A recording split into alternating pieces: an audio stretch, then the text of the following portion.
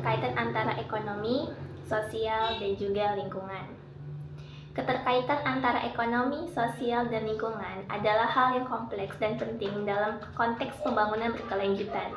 Ini dikenal sebagai konsep 3 pilar pembangunan berkelanjutan. Yang pertama adalah ekonomi. Aspek ekonomi mencakup produksi, distribusi, dan konsumsi sumber daya dan barang. Aktivitas ekonomi dapat berdampak positif atau negatif pada masyarakat dan juga lingkungan. Pertumbuhan ekonomi yang berkelanjutan harus mempertimbangkan dampaknya hidup keberlanjutan dan juga lingkungannya. Yang kedua adalah sosial. Kesejahteraan sosial masyarakat termasuk akses terhadap pendidikan, perawatan kesehatan, dan kesetaraan adalah komponen yang sangat penting. Ketidaksetaraan sosial atau konflik dapat menghambat pembangunan berkelanjutan, sehingga pemerintah dan organisasi harus memastikan bahwa dampak ekonomi yang dihasilkan memberikan manfaat sosial yang merata. Yang ketiga adalah lingkungan. Keseimbangan ekosistem dan perlindungan lingkungan alam adalah inti dari pembangunan berkelanjutan. Aktivitas ekonomi yang merusak lingkungan dapat mengancam jangka panjang dan perlu dikelola dengan hati-hati melalui praktik keberlanjutan. Menurut Elinor Ostrom, mengenai keterkaitan antara ekonomi, sosial, dan juga lingkungan, peneliti yang dianugerahi Nobel Ekonomi dalam hubungannya dengan pengelolaan sumber daya alam, karyanya seperti Governing the Commons, menyelidiki bagaimana masyarakat mengatur sumber daya alam dan berdampak pada ekonomi, sosial, dan juga lingkungan.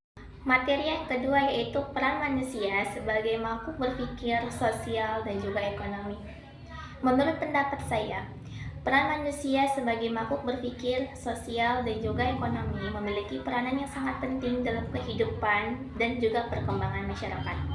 Berikut penjelasannya. Yang pertama, peranan sebagai makhluk berpikir.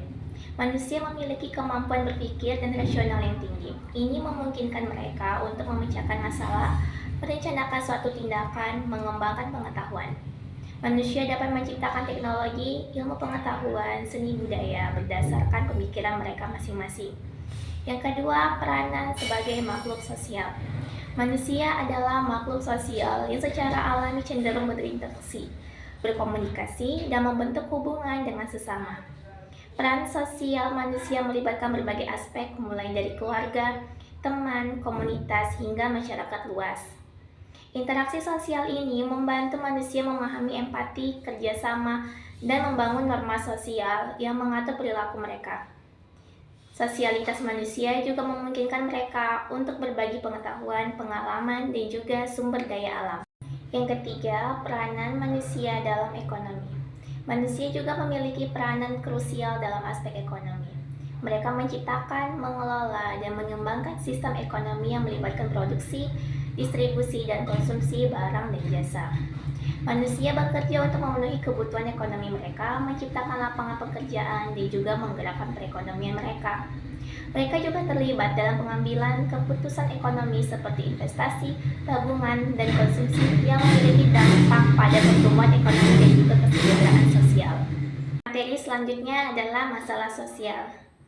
Menurut buku Sosiologi Suatu Pengantar tahun 2006 oleh Sujono Sukanto, masalah sosial adalah permasalahan yang muncul dalam masyarakat, bersifat sosial, dan berhubungan erat dengan nilai sosial dari lembaga masyarakat.